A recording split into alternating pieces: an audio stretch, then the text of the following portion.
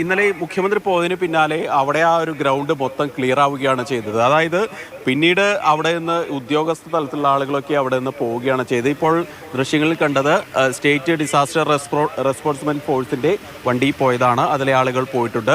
ഇപ്പോൾ ഏതായാലും ഒരു 7:30 കൂടി തന്നെ രക്ഷാപ്രവർത്തനം നമുക്ക് ആരംഭിക്കുമെന്ന് തന്നെ പ്രതീക്ഷിക്കാം. സൈന്യം പോയിട്ടുണ്ട്, അതിന് പിന്നാലെ SDRF പോയിട്ടുണ്ട്, അഗ്നിശമന സേനയും അതുപോലെ മറ്റ് സന്നദ്ധ പ്രവർത്തകരും അവിടേക്ക് എത്തിക്കൊണ്ടിരിക്കുന്നു. ഇപ്പോൾ രണ്ടാമത് പോയ വണ്ടിയിൽ സന്നദ്ധ പ്രവർത്തകരാണുള്ളത്. ഏതായാലും കേരളത്തിൽ നിന്നുള്ള കൂരാച്ചുണ്ടിൽ നിന്നുള്ള ടീമുണ്ട്, അതുപോലെ മുക്കത്തു നിന്നുള്ള ടീമുണ്ട്. അങ്ങനെ നിരവധി ആളുകൾ സന്നദ്ധരായിട്ട് ഈ രക്ഷാപ്രവർത്തനത്തിൽ ജോയിൻ ചെയ്യാൻ വേണ്ടി വന്നിട്ടുണ്ട് എന്നുള്ളത് ഏറ്റവും നമ്മളെ സംബന്ധിച്ച് ആശ്വാസമുള്ള ഒരു കാര്യമാണ്. പ്രത്യേകിച്ച് ഇവർക്കെല്ലാം ഈ പുത്തുമലയിലാവട്ടെ മറ്റ് ഇടങ്ങളിലാവട്ടെ ഇവിടെയൊക്കെ ഈ ഉരുൾപൊട്ടി മണ്ണൊലിച്ചു വന്ന സ്ഥലത്തൊക്കെ പ്രവർത്തിച്ച് വളരെയധികം പരിചയമുള്ള ആളുകളാണ്. ഈ ദുരന്തമുഖത്ത് കൃത്യമായിട്ട് പണിയെടുത്ത് പരിചയമുള്ള ആളുകളാണ് ഇവിടേക്ക് എത്തിയിട്ടുള്ളത്. അതുകൊണ്ട് തന്നെ രക്ഷാപ്രവർത്തനത്തിന് അതിൻ്റെ ഒരു പേസ് അത് കൂടാൻ ഇത് സഹായകമാകും എന്നുള്ള കാര്യത്തിൽ യാതൊരു സംശയവുമില്ല. അതായത് നേരത്തെ നമ്മൾ പറഞ്ഞ മലയാളി പൊളിയാണ് എന്ന് പറഞ്ഞ് കുറേ റീൽസൊക്കെ ഇറങ്ങുന്നുണ്ട് മനാഫിൻ്റെ ബൈറ്റ് വെച്ച്. അങ്ങനെയുള്ള മലയാളി ഇവിടേക്ക് ഇത്രയും ദൂരം 100-500 കിലോമീറ്റർ സഞ്ചരിച്ച് യാതൊരു ലാഭേച്ഛയുമില്ലാതെ യാതൊരു വിധത്തിലുള്ള ആളുകളുടെ സമ്മർദ്ദവുമില്ലാതെ ഇവിടെ വന്ന് ഈ മണ്ണിൽ ഈ ചെളിയിൽ ഈ മഴയത്ത് മോശം കാലാവസ്ഥയോട് പടവെട്ടി കൃത്യമായി ദുഷ്കരമായിട്ടുള്ള ഈ അന്തരീക്ഷത്തിൽ സാഹചര്യങ്ങളിൽ മുന്നോട്ട് വന്നിട്ടുണ്ടെങ്കിൽ മലയാളി പൊളി തന്നെയാണെന്നുള്ള കാര്യത്തിൽ യാതൊരു സംശയവുമില്ല. ഏതായാലും അത്തരത്തിലുള്ള ആളുകൾ ശ്രീധരൻ, കാരണം നമ്മൾ പല രക്ഷാപ്രവർത്തനങ്ങളും കേരളത്തിൽ കണ്ടതാണ്.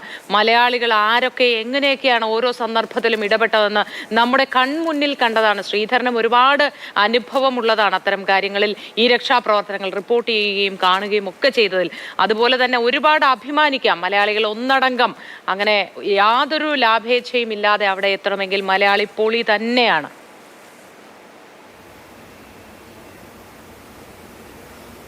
ഏതായാലും ഇന്നത്തെ ഒരവസ്ഥ നോക്കിയാൽ ഇപ്പോൾ സമയം 7:30 അടുക്കുന്നു. ഈ 7:30 അടുക്കുമ്പോൾ രക്ഷാപ്രവർത്തനം ആരംഭിക്കാനുള്ള നടപടികൾ ആരംഭിച്ചിട്ടുണ്ട്.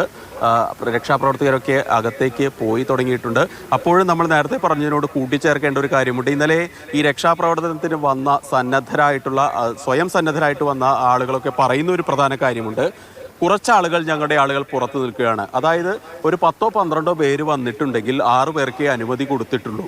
അങ്ങനെ ഒരു വിചിത്രമായിട്ടുള്ള ഒരു നടപടി കൂടി ഈ സർക്കാർ സംവിധാനത്തിൻ്റെ ഭാഗത്ത് നിന്ന് ഉണ്ടാകുന്നു എന്ന് ചില രക്ഷാപ്രവർത്തകർ നമ്മോട് പറയുകയുണ്ടായി.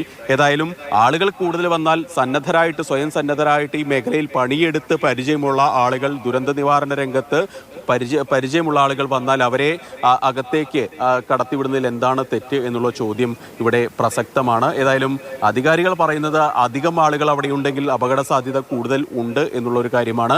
പക്ഷേ അധികം ആളുകൾ എന്ന് പറയുന്നത് സാധാരണക്കാരായിട്ടുള്ള ഞാനോ മോത്തിയോ അല്ല അവിടെ പോകുന്നത്. ഈ രംഗത്ത് പ്രവർത്തിച്ച് പണിയെടുത്ത് പരിചയമുള്ള, ദുരന്ത നിവാരണ രംഗത്ത് പരിചയമുള്ള ആളുകളാണ് ഇങ്ങനെ പുറത്തു നിൽക്കേണ്ടി വരുന്നത് എന്നുള്ള സങ്കടകരമാണ്. നോക്കൂ, കഴിഞ്ഞ 6 ദിവസമായിട്ട് അധികം വാഗ്ധോരണികളൊക്കെ നടത്തിയ ആളുകളെ കൊണ്ട് ഒന്നും ചെയ്യാൻ സാധിച്ചിട്ടില്ല. അപ്പോഴാണ് സന്നദ്ധരായിട്ട് വന്ന ആളുകളെ പുറത്തു നിർത്തുന്നത് എന്നുള്ളത് തീർത്തും പ്രതിഷേധാർഹമാണ്, സങ്കടകരമായിട്ടുള്ള ഒരു കാര്യമാണ്. നിലവിലേതായാലും രക്ഷാപ്രവർത്തനം ഇപ്പോൾ ആരംഭിക്കാനുള്ള നടപടികൾ തുടങ്ങിക്കഴിഞ്ഞിട്ടുണ്ട്. ബന്ധുക്കളൊക്കെ അല്പസമയത്തിനകം തന്നെ ഇവിടേക്ക് എത്തിച്ചേരും. രഞ്ജിത്തും അല്പസമയത്തിനകം ഇവിടെ എത്തിച്ചേരുമെന്നാണ് പറഞ്ഞിരിക്കുന്നത്. ഇന്ന് രഞ്ജിത്ത് പറയുന്നതനുസരിച്ച് കുറച്ചുകൂടി മുന്നോട്ട്, അതായത് ഇവിടെയായിരുന്നു ലോറി പാർക്ക് ചെയ്തിരുന്ന സ്ഥലമെങ്കിൽ അതിൽ നിന്ന് കുറച്ചുകൂടി മുന്നോട്ട് കയറി കുറച്ചുകൂടി അഡ്വാൻസ്ഡായിട്ട് സെർച്ച് നടത്താനുള്ള ഒരു നീക്കം കൂടി നടത്തുന്നുണ്ട്. അതായത് റോഡിലെ മണ്ണ് ഏതായാലും ഗതാഗതം സുഗമമാക്കാൻ വേണ്ടി റോഡിലെ മണ്ണ് ഏതായാലും മാറ്റണം. അപ്പോൾ ആ മണ്ണ് മുഴുവൻ മാറ്റി പരിശോധിച്ചാൽ എന്താണ് തെറ്റെന്നുള്ള ചോദ്യമാണ് നമുക്ക് മുന്നിലുള്ളത്. ഏതായാലും ഇപ്പോൾ ഈ ദൃശ്യങ്ങളിൽ കാണാം, ഈ ഭാഗത്ത് നിരവധി ലോറികൾ കഴിഞ്ഞ 6 ദിവസമായിട്ട് കിടക്കുന്നുണ്ട്. ചരക്ക് ലോറികളാണ്, കേരളത്തിലേക്കൊക്കെ ഉൾപ്പെടെ ചരക്കുമായി പോകേണ്ട മംഗലാപുരം ഡയറക്ഷനിൽ പോകേണ്ട ലോറികളാണ്. ഇവരെല്ലാം തന്നെ ഇവിടെ കഴിഞ്ഞ 6 ദിവസമായി മുന്നോട്ട് പോകാനാവാതെ കിടക്കുകയാണ്.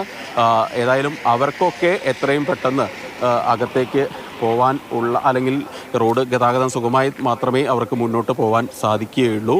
ഏതായാലും ഗതാഗതം ഈ സുഗമമാക്കുക, പുനഃസ്ഥാപിക്കുക എന്നുള്ളതൊരു പ്രധാന കാര്യം കൂടിയാണെന്നുള്ള കാര്യത്തിൽ തർക്കമില്ല. പ്രത്യേകിച്ച് ബോംബെ മംഗലാപുരം പ്രത്യേക സാമ്പത്തിക ഇടനാഴിയുടെ ഭാഗം കൂടിയാണ് ഈ ദേശീയപാത 66 എന്നുള്ളത്. ഇവിടെ ഗതാഗതം സുഗമമായില്ലെങ്കിൽ ചരക്ക് നീക്കത്തെ ബാധിക്കുകയും ചെയ്യും. ഏതായാലും അതിനൊരു ഇമ്പോർട്ടൻസ് സർക്കാർ കൊടുക്കുന്നുണ്ട്. പക്ഷേ ആ ഇമ്പോർട്ടൻസ് മനുഷ്യജീവനും നൽകണമെന്നുള്ള ഒരു കാര്യം മാത്രമേ നമ്മൾ പറയുന്നുള്ളൂ. നിങ്ങൾ റോഡ് നന്നാക്കിക്കോളൂ, റോഡ് ക്ലിയർ ചെയ്തോളൂ, പക്ഷേ അതോടൊപ്പം മനുഷ്യജീവന് മണ്ണിനടിയിൽ ജീവന്റെ തുടിപ്പുകളുണ്ട് എന്ന് വ്യക്തമായിട്ടുള്ള സൂചനകൾ നൽകുമ്പോൾ അത് കണ്ടില്ലെന്ന് നടിക്കരുത്, ഉദാസീന മനോഭാവം നടത്തരുത് എന്നുള്ള ഒരു കാര്യം കൂടി ഈ നിമിഷത്തിൽ നമുക്ക് പറയാനുള്ളൂ. ഏതായാലും രാവിലെ മുത്തി നോക്കൂ, ഇപ്പോൾ വീണ്ടും മഴ തുടരുന്നു. ഇന്ന് രാവിലെ മഴ 6 മണിക്ക് ശേഷം ഇതിപ്പോൾ 3ാമത്തെ തവണയാണ് സാമാന്യം ഭേദപ്പെട്ട രീതിയിൽ മഴ വരുന്നത്. ഇങ്ങനെ ഈ പ്രകൃതി എതിർ നിന്നാൽ സാഹചര്യങ്ങൾ ദുഷ്കരമാകും. നോക്കൂ, ഇപ്പോൾ മഴയുടെ ശക്തി കൂടിക്കൊണ്ടിരിക്കുന്ന ഒരു സാഹചര്യം ഈ പ്രദേശത്ത് ഉണ്ട്.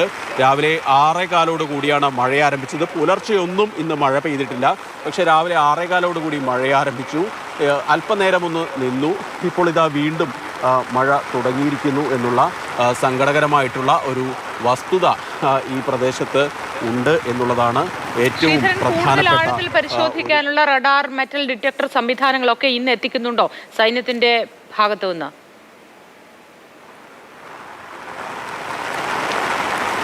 തീർച്ചയായിട്ടും. അതായത് ഈ പുഴയിലെ പരിശോധന എന്ന് പറഞ്ഞല്ലോ, അപ്പോൾ അഡ്വാൻസ്ഡ് ആയിട്ടുള്ള സോണാർ റഡാറുകൾ എത്തിക്കാനുള്ള നീക്കം നാവികസേന നടത്തുന്നുണ്ട്. കഴിഞ്ഞ ദിവസങ്ങളിലെല്ലാം ഇത് അവർ നടത്തുകയും ചെയ്തിട്ടുണ്ട്.